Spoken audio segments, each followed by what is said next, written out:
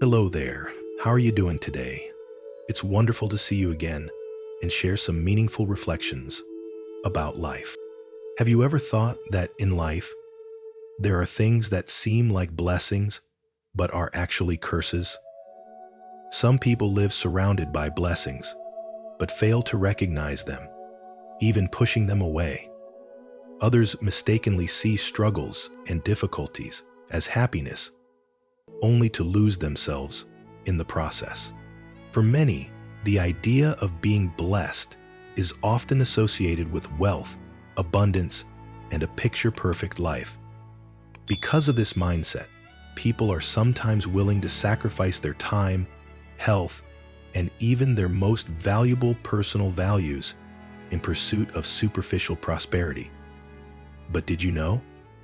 Sometimes, what appears to be a blessing hides unexpected harm beneath the surface. On the outside, these things may bring momentary joy and satisfaction, but behind the fleeting glitz lies prolonged pain and hardship. Specifically, there are three dangerous types of blessings we must avoid to protect both our spiritual and material well-being. If you're interested in this topic, leave a comment with the number 9, and if not, comment with 0 so I can improve future content. Now, let's dive in and reflect on these valuable lessons together. 1. Enjoying rewards without earning them. There's an old teaching in the Chinese classic, The Four Teachings of Yuan Liaofan. A person destined for 100 pieces of gold will naturally have 100. Someone destined for 1,000 will receive 1,000. What it really means is that life has a balance. The blessings you receive are proportionate to the effort you put in. Nothing comes free, and trying to take more than what's meant for you can backfire. As the saying goes, no pain, no gain. Hard work is part of life's natural order. Those who try to bypass this by enjoying rewards without earning them are essentially borrowing from their future fortune. And one day, when that fortune runs dry, hardship is bound to follow. On top of that, getting used to easy rewards dulls your skills, motivation, and discipline. While others around you work hard and prepare for opportunities, you might be busy relaxing, thinking life will always stay easy. But when it's time to push forward, those who've prepared will thrive, and you'll find yourself left behind. That's why the wise often say, if your children are capable, they don't need the wealth you leave behind. But if they're not, that wealth could become a burden, and in the hands of a fool, it may even lead to disaster. Trying to enjoy rewards without effort doesn't just disrupt the natural order. It depletes your blessings before their time. And when those blessings are gone, life has a way of delivering hard lessons. It is often at the moment we can learn the lessons that we will never forget. 2. Titled Without Substance.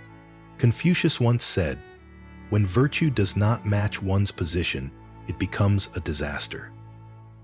When someone with limited virtue is elevated to a high rank, when a person of small intellect contributes to grand plans, or when someone weak shoulders a heavy burden, success is rare.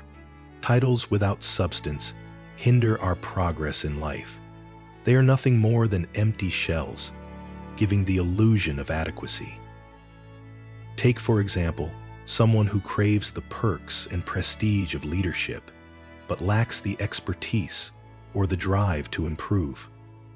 Over time, this individual will inevitably be left behind, outpaced by the relentless demands of a competitive world. Imagine a table designed to bear 10 units of weight, but overloaded with 20 or 50.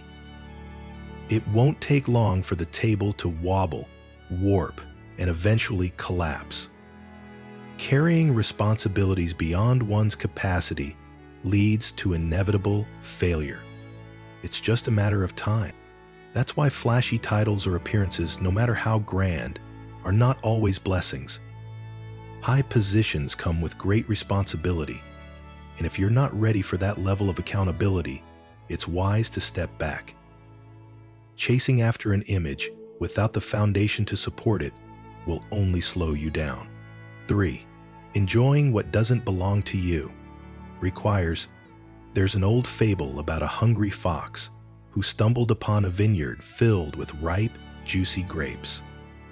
Unable to find an entrance, it discovered a small hole in the fence. However, the hole was too narrow for it to squeeze through. Unable to find entrance, he turned to the help of a stranger who managed to surprise him and save him from dying, even though frozen to death with cold. The fox came up with a plan. It starved itself for 2 days to slim down, and finally, it managed to wriggle through the opening. Overwhelmed with joy, it indulged in the grapes, eating to its heart's content. But after feasting, its belly was so full that it couldn't fit back through the hole. Realizing the front gate was not an option, it would surely be caught by the farmer and his dogs, the fox had no choice but to fast for 6 more days. Only then did it manage to slip back out, returning to where it started, hungry, empty, and with nothing to show for its efforts. Lastly, the fox set out for his daily trip to the forest for water. This story reminds us that life is a balance of gain and loss. What doesn't belong to you cannot be forced into your grasp. Those who understand contentment, accept life's give and take, and live in harmony with nature often find the greatest happiness. On the other hand, greed and the pursuit of what's not rightfully yours often lead to easy come, easy go. The wisdom nature reveals, striving for wealth and comfort is not wrong, but doing so through deceitful, unethical, or shortcut methods is a sure path to regret. The effort and time you put in are what create lasting value and provide the foundation for true success. It's a journey you must take with integrity, avoiding what isn't yours to claim.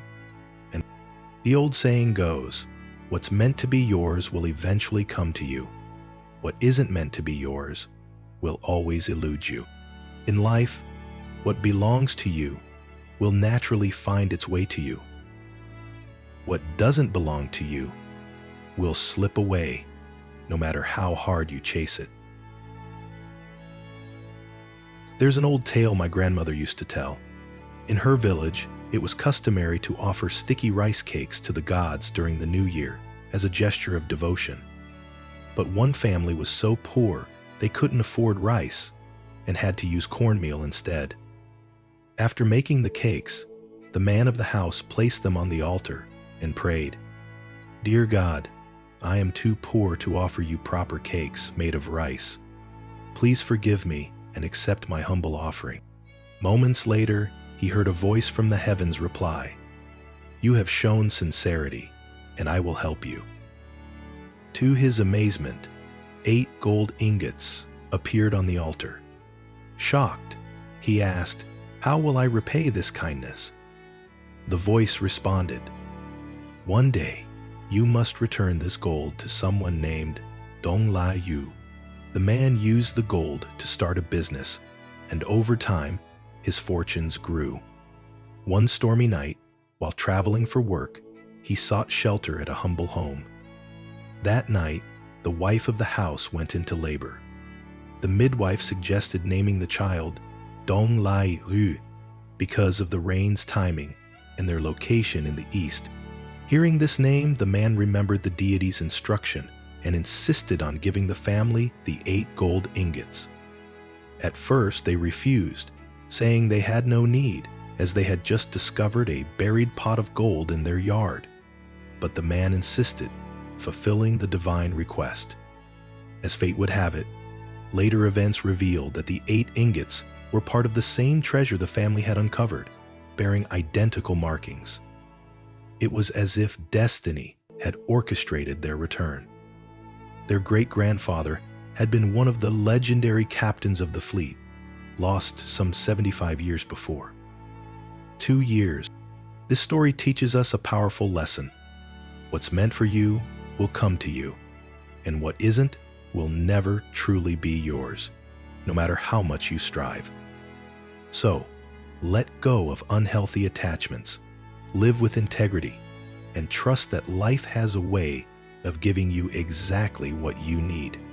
If you're still watching this video and found these lessons meaningful, comment 2 below to let me know you're here. Thank you so much for your time.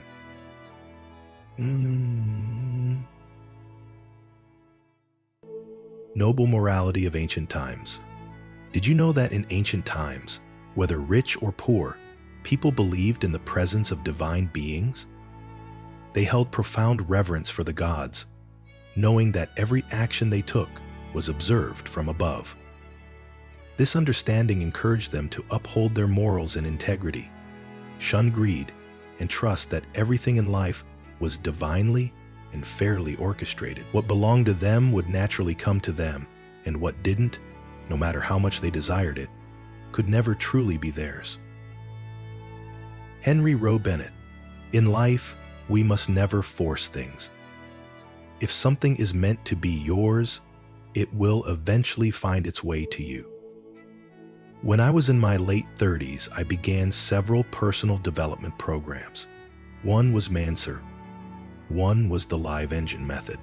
If you don't have love, you still have friends. If you don't have close friends, you still have family. And if you don't have family, you still have your life and your spirit. The end. Every connection, whether it lasts or fades, leaves behind a mix of beauty and bittersweet memories. In each person's life, what is truly meant for you will never be lost, and what is not will never truly stay, no matter how hard you try to hold on. And hence blessings must flow, and the poorer they fall, the clearer the path is, leading to the field where all letting go and embracing the present. Life is about going with the flow. Let what has passed stay in the past. Face life with calmness. Appreciate what you have right now and live in the present with grace. Holding on too tightly to what isn't meant to stay only traps you in a cycle of despair, weighing down your soul. When we overthink, compare, and calculate too much, we create our own chains. When we stay lost in attachment, it becomes a heavy burden. Instead, cherish what you have when you have it, and let go of what you lose without overwhelming regret. Worrying too much steals half of your happiness, but seeing life with a lighter heart brings freedom and peace, destiny and free will. There's an old saying, fate brings people together from thousands of miles away, while those without fate might stand face to face and never truly meet. In traditional culture, destiny carries deep meaning and influence. From a simple perspective, destiny represents opportunities, chance meetings, and unforeseen connections. Ancient teachings suggest that everything in life is interconnected through cause and effect. The seeds we plant, whether good or bad, will eventually grow into corresponding outcomes. In Buddhism, it's said that life is not confined to this single existence. The essence of our being persists through multiple lifetimes, binding us to others across time through unseen energy. These bonds, whether good or bad, shape our relationships and experiences, good fortune and challenges. In life, we encounter people who bring blessings, offer help in tough times, or guide us to success.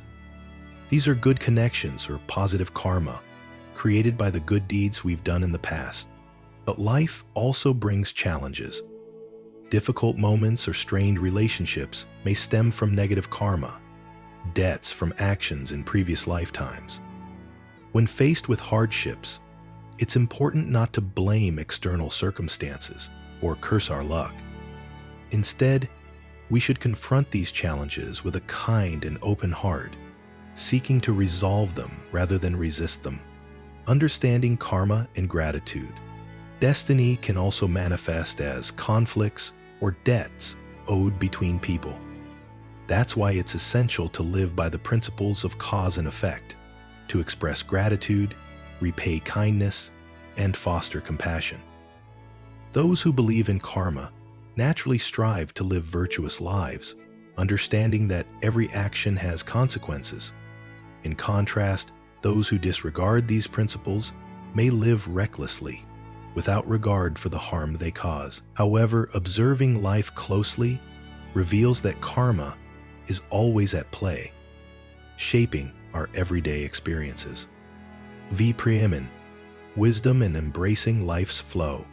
Confucianism, Taoism, and Buddhism all emphasize the importance of destiny and moral integrity.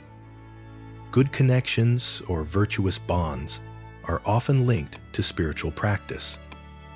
Taoists refer to it as Tao karma, while Buddhists call it Dharma karma.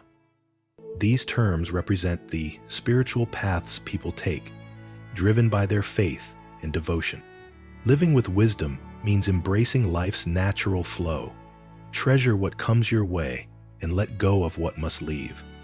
Only by doing so can you experience true freedom and peace. Recognizing that destiny works beyond our control is not only a profound truth, but also a path to enlightenment. As the saying goes, destiny flows like water. It comes and goes. Trust the process, live with grace, and find contentment in the present moment. Virtuous bonds and accumulating good karma.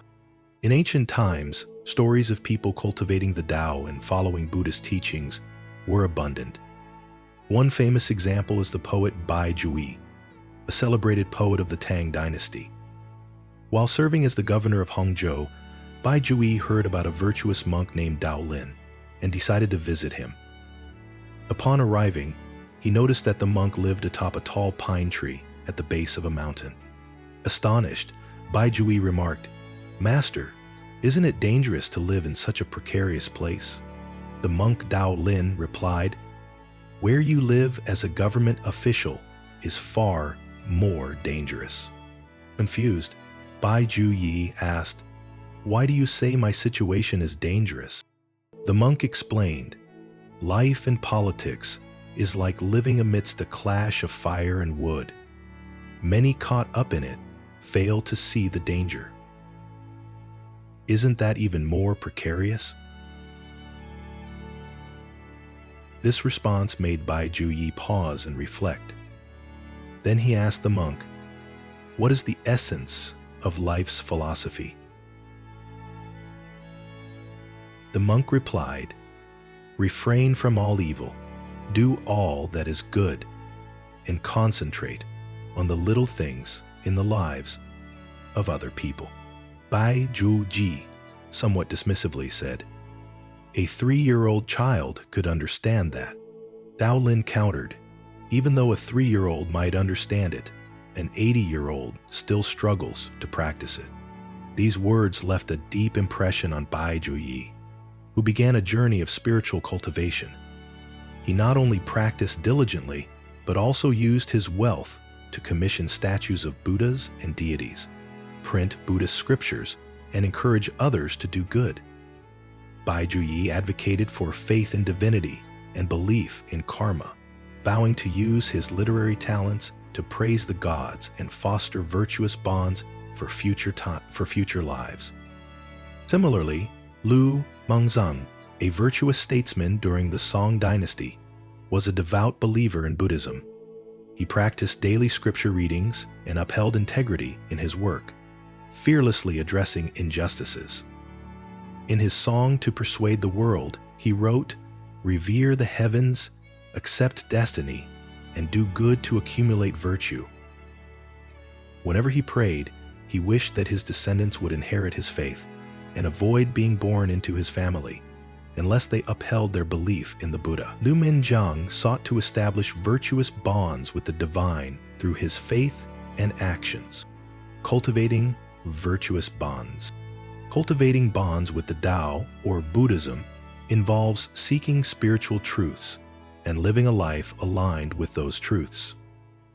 In ancient philosophy, the concept of the Tao is central. Lao Tzu begins the Tao Te Ching by discussing the Tao as the foundation of existence. In today's chaotic world, filled with desires for fame, wealth, and relationships, how many people seek a spiritual anchor? How many meet opportunities for growth, but fail to seize the Tao?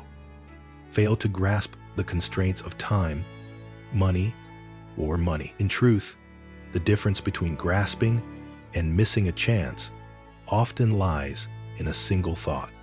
Dear friends, forming virtuous bonds with others is one of life's greatest blessings.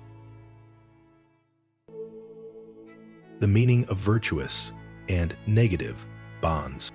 In Buddhism, relationships are seen as either virtuous or negative bonds. Negative bonds are marked by animosity, cycles of vengeance, and obstacles.